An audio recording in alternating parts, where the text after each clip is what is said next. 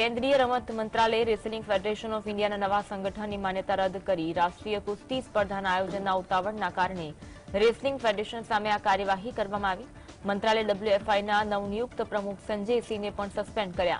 સંજય સિંહ ભાજપના સાંસદ અને પૂર્વ WFI પ્રમુખ બ્રિજભૂષણ શરદસિંહના નજીકના હોવાનું કહેવાય છે. વાસ્તવમાં જ્યારથી સંજય સિંહ ભારતીય કુસ્તી મહાસંઘની ચૂંટણી જીત્યા અને અધ્યક્ષ બનશે તે નક્કી થયું ત્યારથી કુસ્તીબાજોએ તેની સામે વાંધો ઉઠાવ્યો હતો. મંત્રાલયનું કહેવું છે કે WFIએ વર્તમાન નિયમોની અવગણના કરી છે. આ સ્પર્ધા ઉત્તર પ્રદેશના ગૌડામાં આયોજિત થવાની હતી, જે બ્રિજભૂષણ સિંહનો વિસ્તાર છે. મંત્રાલયે કહ્યું કે નવા ચૂંટાયેલા પ્રમુખ સંજય કુમાર સિંહ 21મી ડિસેમ્બરે જાહેરાત કરી હતી કે જુનિયર રાષ્ટ્રીય સ્પર્ધાઓ આ વર્ષના અંત પહેલા શરૂ થશે, પરંતુ આ નિયમોની વિરુદ્ધ છે, કારણ કે સ્પર્ધા શરૂ કરવા માટે ઓછામાં ઓછી 15 દિવસની નોટિસ આપવી પડે છે. કેન્દ્રીય રમત મંત્રાલયે રેસલિંગ ફેડરેશન ઓફ ઇન્ડિયાના નવા ચૂંટાયેલા સંગઠનને સસ્પેન્ડ કરવાનો નિર્ણય લીધો, ત્યારે આ વિશે પ્રતિક્રિયા આપતા કુસ્તીબાજ સાક્ષી મલિકે જણાવ્યું, મેં હજુ સુધી લેખિતમાં કંઈ જોયું નથી. મને ખબર નથી કે માત્ર સંજય સિંહને કે સમગ્ર નવા સંગઠનને સસ્પેન્ડ કરવામાં આવ્યો છે. અમારી લડાઈ સરકાર સાથે નથી, પરંતુ મહિલા કુસ્તીબાજો માટે છે. મેં મારી નિવૃત્તિ જાહેર કરી દીધી છે, પરંતુ ઈચ્છું છું કે આવનાર કુસ્તીબાજોને ન્યાય મળવો જોઈએ. તેમણે કહ્યું કે અમે ઈચ્છીએ છીએ કે રેસલિંગ એસોસિએશનમાં મહિલા પ્રમુખ હોય અને એક સારું ફેડરેશન બનાવવામાં આવે, જેથી ભવિષ્યમાં ક્ષેત્રમાં આવનારી છોકરીઓ પોતાને સુરક્ષિત અનુભવે. पहले तो पुख्ता सबूत नहीं है कि ऑन रिटर्न नहीं आया है कि फेडरेशन रद्द हुई है या सिर्फ संजय सिंह को रद्द किया जा रहा है, तो रद्द किया गया है. तो जैसा भी मुझे प्रॉपर तरीके से पता चलेगा मैं आपके साथ ज़रूर बातचीत करूँगी. देखो, वो उनका पॉलिटिकल है, वो उनका एजेंडा है, लेकिन हमारी जो लड़ाई है वो सरकार से ना थी और ना आगे रहेगी. हमारी लड़ाई सिर्फ एक आदमी से थी. हमारी लड़ाई जो है महिलाओं के लिए थी. फेडरेशन में जो बेटियां हैं, जो नए रेसलर्स हैं, उनके लिए थी. और बस ये लड़ाई हम लड़ रहे हैं अपने तरीके से जैसे भी है. मैं तो संन्यास का मैंने अनाउंस किया है और बस यही चाहूँगी कि जो आने वाली बेटियां हैं, बच्चे हैं, उनको ना. કેન્દ્રીય રમત મંત્રાલયે રેસલિંગ દ્વારા કરવામાં આવેલી કાર્યવાહી બાદ બ્રિજભૂષણ શરદસિંહે જણાવ્યું કે ભારતીય કુસ્તી સંઘની ચૂંટણીઓ સર્વોચ્ચ અદાલતના નિર્દેશ પર લોકતાંત્રિક રીતે યોજાઈ હતી અને ત્યાર પછી સંગઠનની રચના કરવામાં આવી હતી. હવે ફેડરેશનના સભ્યોએ સરકાર સાથે વાત કરવી છે અથવા કાયદાકીય કાર્યવાહી ઈચ્છે છે, તેની સાથે મારે કોઈ લેવા દેવા નથી. કુસ્તીથી હું સંન્યાસ લઈ ચૂક્યો છું. લોકસભાની ચૂંટણી નજીક આવી રહી છે. મારી પાસે ઘણા અન્ય કામ પણ છે. 12 વર્ષ સુધી રેસલિંગ ફેડરેશનમાં કામ કર્યું. આ તો સમય બતાવશે કે મેં કાર્યકાળ દરમિયાન લોકો સાથે ન્યાય કર્યો છે કે નહીં.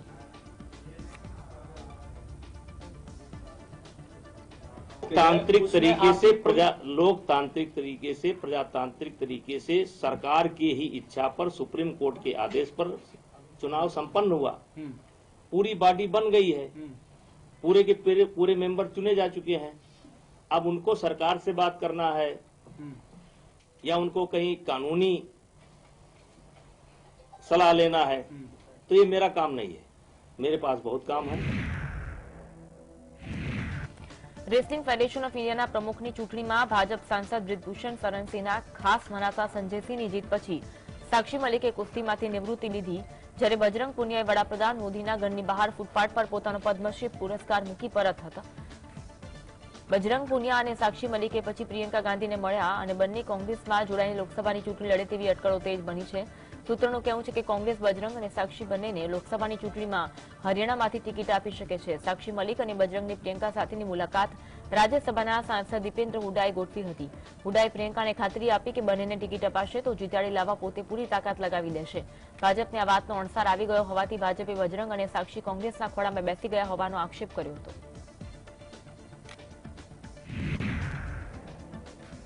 નેશનલ કોન્ફરન્સના સાંસદ ફારૂક અબ્દુલ્લાએ જણાવ્યું કે કાશ્મીર ભારતનો ભાગ હતો, ભારતનો ભાગ છે અને ભારતનો ભાગ રહેશે. જો આપણે આતંકવાદને સમાપ્ત કરવા માંગીએ છીએ તો તેના પર કામ કરવું પડશે. કાશ્મીરમાં પર્યટકો આવી રહ્યા છે, જો કે એક પણ ટુરિસ્ટ આતંકવાદનો નિશાનો બની ગયો હોય તો પર્યટન ઘટી જશે. કેન્દ્ર સરકારે વિચારવું જોઈએ કે માત્ર પોલીસ અને સેનાની મદદથી કાશ્મીરમાં આતંકવાદ સમાપ્ત નહીં થાય. તેના મૂળ મુદ્દાઓ પર કામ કરવું પડશે, જેથી આતંકવાદ સમાપ્ત થઈ જશે. કેન્દ્ર સરકાર દાવો કરે છે કે જો કાશ્મીરમાં સ્થિતિ સારી છે, પરંતુ જે ઘટનાઓ બની રહી છે તે કંઈક જુદું દર્શાવે છે. કેન્દ્ર સરકારે આ સમસ્યાનો ઉકેલ શોધવો જોઈએ. इसे आतंकवाद का मुकाबला करने के लिए मरकज की हुकूमत को सोचना चाहिए कि सिर्फ फौज, पुलिस इससे ये आतंकवाद खत्म नहीं होगा। इसकी बुनियादें जो हैं उनको देखना पड़ेगा और उन बुनियादों को ठीक करने की कोशिश करनी पड़ेगी जिससे कि ये आतंकवाद खत्म हो। मरकज तो कहता है कि बहुत अच्छा हो गया है, हम लोग बिल्कुल ठीक है, हंकी डोरी है यहाँ पे। आप कहते हैं यहाँ पे ये हो रहा है, या तो हमारी नजर और आपकी नजर में फर्क है, उनकी नजर को दिखता नहीं है। દેશમાં કોરોનાના કેસમાં વધારો જોવા મળ્યો છે। છેલ્લા 24 કલાકમાં નવા 656 કેસ નોંધાયા, જ્યારે આ સમયગાળામાં બીમારીના કારણે એક વ્યક્તિનું મોત થયું। આ સાથે કોરોનાના નવા વેરિયન્ટ JN1 ને લઈને વિશ્વ સ્વાસ્થ્ય સંગઠને ચેતવણી જાહેર કરી। દેશમાં અત્યાર સુધીમાં JN1ના કુલ 22 કેસ નોંધાયા। આ સ્થિતિના કારણે ઘણા રાજ્યોમાં એલર્ટ પણ જાહેર કરવામાં આવ્યું। એમ્સના પૂર્વ ડિરેક્ટર અને વરિષ્ઠ પલ્મોનોલોજીસ્ટ ડોક્ટર રણદીપ ગુલેરિયાએ જણાવ્યું, આપણે એવી રસીની જરૂર છે કે જે અલગ અલગ પ્રકારના વાયરસ સામે અસરકારક સાબિત થઈ શકે। JN1 એ ઓમિક્રોનનું પેટા વેરિયન્ટ છે। વર્તમાન સમયમાં લોકોની રોગપ્રતિકારક શક્તિ શું છે તે જાણવા માટે અમને પહેલા વધુ ડેટાની જરૂર છે। અગાઉના રસીકરણના આધારે જે રક્ષણ મળ્યું છે તેના આધારે જ નક્કી થઈ શકશે કે આપણને નવી રસીની જરૂર છે કે નહીં।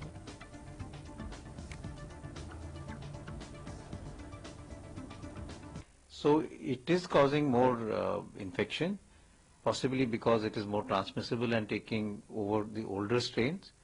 But the data also suggests that it is not causing more severe infection, it's not causing more hospitalization, and most of the symptoms are predominantly of the upper airways like fever, cough, cold, sore throat, running nose, and body aches.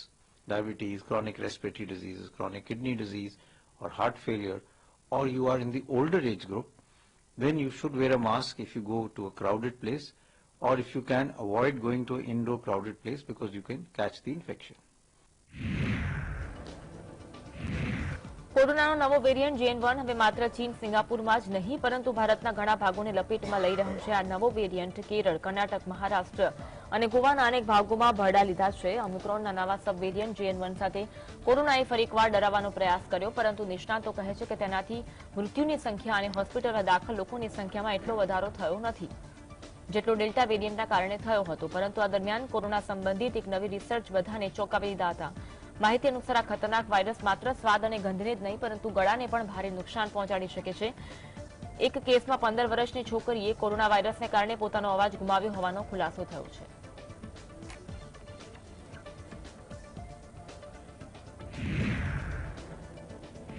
મહારાષ્ટ્રના ઉપમુખ્યમંત્રી દેવેન્દ્ર ફડણવીસે જણાવ્યું, PM Modi તેમના vision થકી દેશને વર્ષ 2047 સુધીમાં વિકસિત ભારત બનતા જોવા માંગે છે। તેમણે દાવો કર્યો કે વિકસિત ભારતની પરિકલ્પના ભગવાન રામ રાજ્ય જેવી હોઈ શકે છે, જ્યાં અંતિમ વ્યક્તિનું પણ એ જ સ્થાન હશે જે રાજાનું સ્થાન છે। એટલે ત્યાં તમામ લોકો સમાન હશે અને લોકો વચ્ચે અસમાનતા નહીં હોય। દેશમાં આવી સ્થિતિનું નિર્માણ થાય તેવી અમારી અને સૌ કોઈની પ્રાર્થના છે। 22મી જાન્યુઆરીના રોજ અયોધ્યાના રામ મંદિરમાં પ્રાણ પ્રતિષ્ઠા કાર્યક્રમ યોજવામાં આવશે। આ તમામ ભારતીય લોકો માટે ભાવુક કરનારી ક્ષણ હશે। और विकसित भारत की परिकल्पना क्या है? विकसित भारत की परिकल्पना ये प्रभु श्री राम के राम राज्य जैसी है, जहाँ पर अंतिम व्यक्ति को भी वही स्थान होगा जो राजा को स्थान होगा। अंतिम व्यक्ति की बात भी उतनी ही सुनी जाएगी जितनी राजा की सुनी जाएगी, और राजा और अंतिम व्यक्ति इनमें कोई भेद नहीं होगा। ऐसा राम राज्य इस देश में कायम करना, यही मैं ऐसा मानता हूँ कि हम सभी की प्राथमिकता है। ઓડિશાના અંગુલમાં કેન્દ્રીય મંત્રી ધર્મેન્દ્ર પ્રધાને જણાવ્યું, છેલ્લા 10 વર્ષમાં દેશમાં સ્થિર સરકાર હોવાના કારણે વિકાસના કાર્યોની ગતિ મળી છે।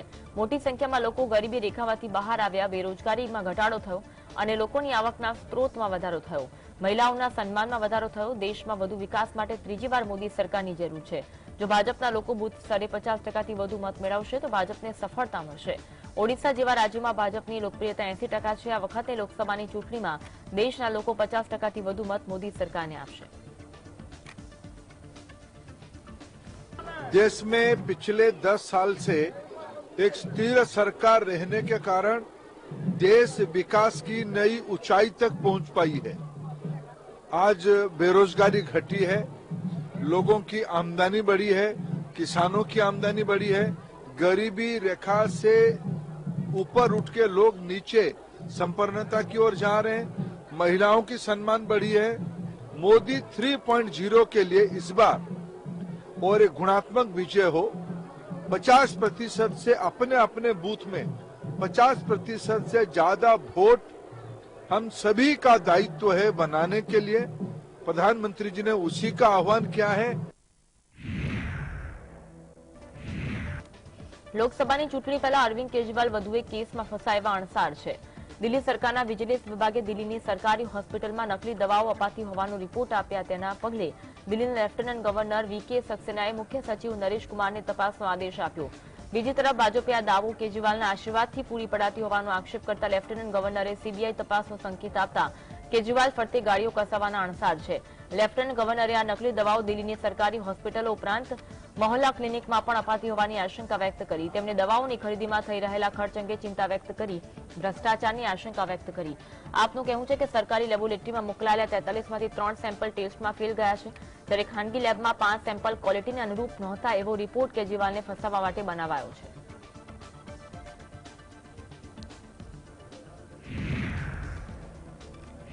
કોંગ્રેસે 2024ની લોકસભા ચૂંટણી પહેલા રાજ્યોના પ્રભારીઓની નિમણૂક કરી, તેમાં સચિન પાયલોટને છત્તીસગઢની જવાબદારી આપીને આશ્ચર્ય સર્જ્યું છે।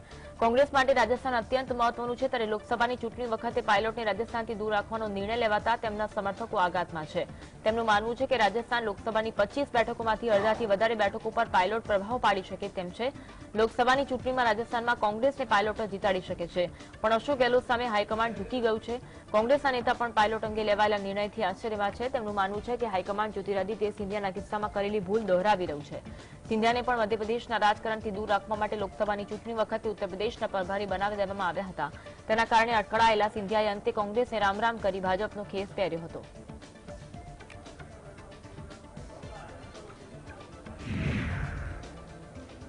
ભાજપના રાષ્ટ્રીય હોદ્દેદારોની બેઠકને અમિત શાહે માર્ગદર્શન આપતા લોકસભાની ચૂંટણીમાં ભાજપના પ્રચારની કમાન અમિત શાહના હાથમાં હશે એ સ્પષ્ટ થઈ ગયું છે।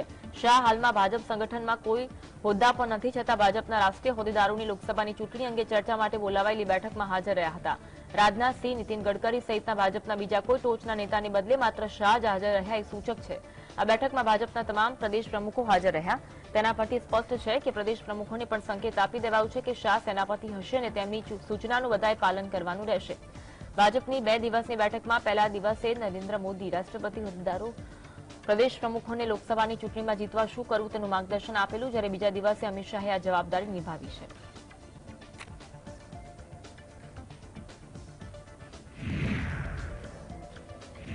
ઉત્તર પ્રદેશમાં કોંગ્રેસ અને બસપા વચ્ચે જોડાણની વાટાઘાટો પૂરજોશમાં ચાલી રહી હોવાનું કહેવાય છે। કોંગ્રેસે અખિલેશ યાદવ અને બસપા સાથે કોંગ્રેસ જોડાણ નહીં કરે તેવી ખાતરી આપી છે। અંદરખાને કોંગ્રેસ બસપા સાથે જોડાણની તૈયારીમાં લાગી હોવાનો સૂત્રોનો દાવો છે। સૂત્રોનું કહેવું છે કે કોંગ્રેસને લાગે છે કે અજય રાય પ્રદેશ પ્રમુખ બનાવ્યા પછી બ્રાહ્મણ મતદારો કોંગ્રેસ તરફ વળી રહ્યા છે। બ્રાહ્મણ મતબેંકને પોતાની તરફ વાળવા માટે જ કોંગ્રેસે પ્રિયંકા ગાંધીને ખસેડીને અવિનાશ પાંડેને યુપીના પ્રભારી બનાવ્યા છે। કોંગ્રેસ એમ પણ માને છે કે કોંગ્રેસ અખિલેશ યાદવની સપા સાથે જોડાણ કરશે તો બ્રાહ્મણ મતદારો દૂર જતા રહેશે, પણ બસપા સામે બ્રાહ્મણોને વાંધો નથી, બલકે બસપાની દલિત અને બ્રાહ્મણ મતદારોની ધરીની વ્યૂહરચના ભૂતકાળમાં માયાવતીને ફળેલી છે, તેથી બસપા સાથે જોડાણ કરવામાં ફાયદો છે।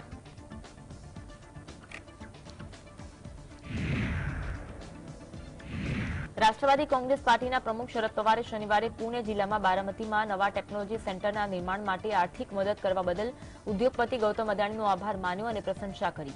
પવારે કહ્યું કે અમે ભારતમાં આર્ટિફિશિયલ ઇન્ટેલિજન્સ માટેનું પહેલું કેન્દ્ર બનાવી રહ્યા છીએ અને તેનું નિર્માણ કાર્ય ચાલી રહ્યું છે। આ પ્રોજેક્ટ 25 કરોડ રૂપિયાનો ખર્ચ થવાનો છે।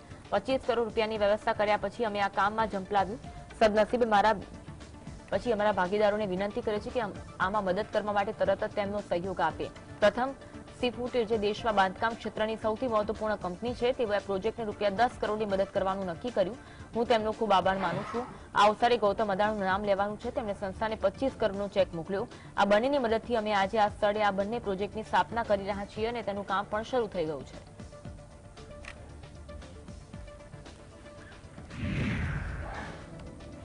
હરિદ્વારના ખંગલ સ્થિત હરિહર આશ્રમમાં શરૂ થયેલા 3 દિવસીય દિવ્ય આધ્યાત્મિક ઉત્સવના ઉદઘાટન પ્રસંગે મુખ્ય અતિથિ તરીકે સંઘના વડા મોહન ભાગવતે સંબોધનમાં જણાવ્યું કે આપણે વિશ્વના કલ્યાણની ઈચ્છા રાખીએ છીએ।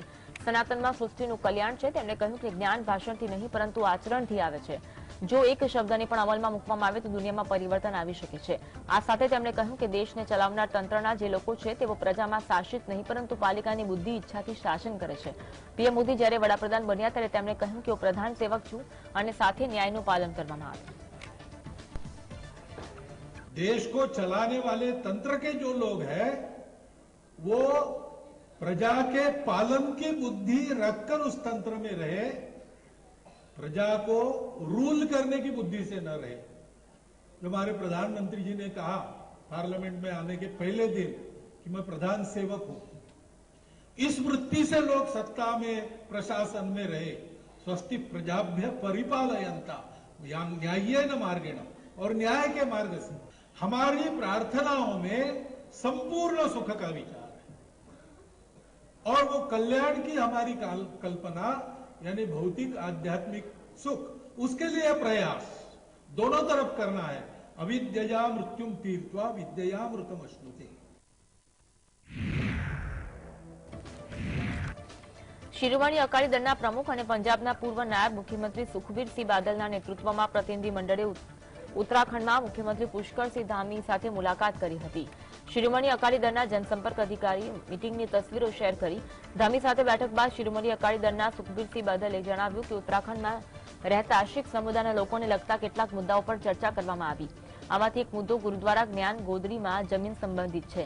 પ્રદેશના મુખ્યમંત્રીએ અમને ખાતરી આપી છે કે તેઓ સ્થળની પસંદગી માટે શિરોમણી ગુરુદ્વારા પ્રબંધક સમિતિના પ્રતિનિધિ મંડળને આમંત્રિત કરશે. બીજો મુદ્દો ખેડૂતો સાથે સંબંધિત છે, જેમની જમીન ઉત્તરાખંડને અલગ રાજ્ય તરીકે બનાવવામાં આવ્યા પછી વિભાજિત થઈ ગઈ હતી. સીએમ ધામીએ ખાતરી આપી કે તેઓ ટૂંક સમયમાં આ મુદ્દાઓને ઉકેલવા માટે એક સમિતિની રચના કરશે.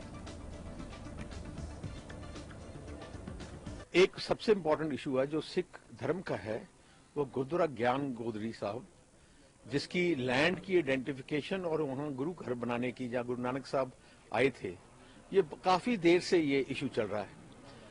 वो इशू लेकर आज हम उत्तराखंड के मुख्यमंत्री साहब से मिले. उन्होंने बड़े विस्तार से ये बात सुनी और अश्योर किया कि हम जल्दी ही एसजीपीसी की एक डेलीगेशन को यहाँ इन्वाइट करेंगे जो वो साइट सिलेक्शन कर लें और हम उसको अलॉट कर सके. રાજૌરી એન્કાઉન્ટરમાં 3 નાગરિકોના મોત બાદ ડેમોક્રેટિક પ્રોગ્રેસિવ આઝાદ પાર્ટીના પ્રમુખ ગુલામ નબી આઝાદે મોટું નિવેદન આપ્યું. કહ્યું સરકારી હુમલાથી પ્રભાવિત આવા સ્થળોની માહિતી એકત્ર કરવા માટે સ્થાનિક લોકોને પણ સામેલ કરવા જોઈએ. આઝાદે કહ્યું સેના અને અર્ધલશ્કરી દળો એલર્ટ છે.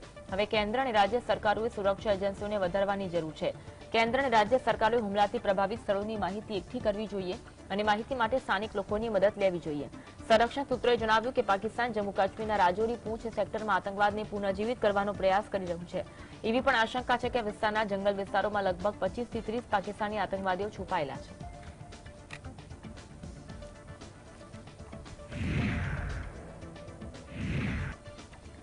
દેશમાં ઠંડીમાં વધારો થઈ રહ્યો છે અને દેશમાં તમામ રાજ્યોમાં તાપમાનનો પારો ગગડ્યો છે. ત્યારે દિલ્હી, એનસીઆર, હરિયાણા, પંજાબ અને યુપી, બિહારથી લઈ જમ્મુ કાશ્મીર સુધી ઠંડીનું મોજું ચાલી રહ્યું છે. પહાડો પર તાજી હિમવર્ષાથી ધુજારીમાં વધારો થયો. દેશના વિવિધ ભાગોમાં લોકોને બોનફાયર સળગાવવાની ફરજ પડી. સવારના સમયે ગાઢ ધુમ્મસ છવાય છે, જેના કારણે વાહન વ્યવહારમાં મુશ્કેલી પડી રહી છે. દરમિયાન હવામાન વિભાગે પંજાબ અને હરિયાણામાં ગાઢ ધુમ્મસને લઈ એલર્ટ જાહેર કર્યું. આ બે રાજ્યો ઉપરાંત દિલ્હી, ઉત્તર પ્રદેશ, બિહાર, ઉત્તર રાજસ્થાન અને ત્રિપુરામાં ગાઢ ધુમ્મસ છવાઈ શકે છે. તેથી લોકોને સવારે જ્યારે અત્યંત જરૂરી હોય ત્યારે ઘરની બહાર નીકળવાની સલાહ આપવામાં આવી. આગામી 2 દિવસ દરમિયાન ગિલગિટ બાલ્ટિસ્તાન, મુઝફ્ફરાબાદ, લદ્દાખ, જમ્મુ કાશ્મીર અને હિમાચલ પ્રદેશમાં હળવોથી મધ્યમ વરસાદ પડી શકે છે. ઉપરાંત આમાંથી કેટલાક વિસ્તારોમાં હિમવર્ષા પણ શક્ય છે.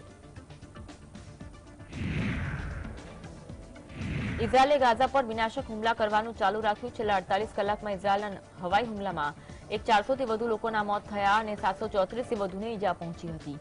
હમાસના આતંકીઓએ 7 ઓક્ટોબરે દક્ષિણ ઇઝરાયેલ પર કરેલા હુમલા પછી ગાઝા પર ઇઝરાયેલ સૈન્યનો સૌથી ઘાતક હુમલામાંનો એક હતો. બીજી બાજુ ઇઝરાયેલ સૈન્યએ K9 યુનિટે ગાઝામાં હમાસનું સુરંગ નેટવર્ક શોધી કાઢ્યું. હમાસને ખતમ કરવા શરૂ થયેલા યુદ્ધને 12 સપ્તાહ થયા. જોકે પેલેસ્ટાઇનના નાગરિકોના મોત મામલે ઇઝરાયેલે હમાસના આતંકીઓને જવાબદાર ઠેરવ્યા. તેનો દાવો છે કે હમાસના આતંકીઓ નાગરિકોનો ઢાલ તરીકે ઉપયોગ કરી રહ્યા છે. દરમિયાન ઇઝરાયેલ સેનાએ K9 યુનિટે હમાસના આતંકીઓના સેંકડો મીટર લાંબા સુરંગ નેટવર્કને શોધી કાઢ્યું. ઇઝરાયેલ સૈન્યએ સોશિયલ મીડિયા પ્લેટફોર્મ એક્સ પર એક વિડીયો શેર કરી તેની માહિતી આપી. ઇઝરાયેલનો દાવો છે કે સુરંગના નેટવર્કનો ઉપયોગ હથિયારોના સંગ્રહ સ્થાન અને નિયંત્રણ તથા વિવિધ ક્ષેત્રોમાં આતંકીઓના પરિવહન માટે થતો હતો.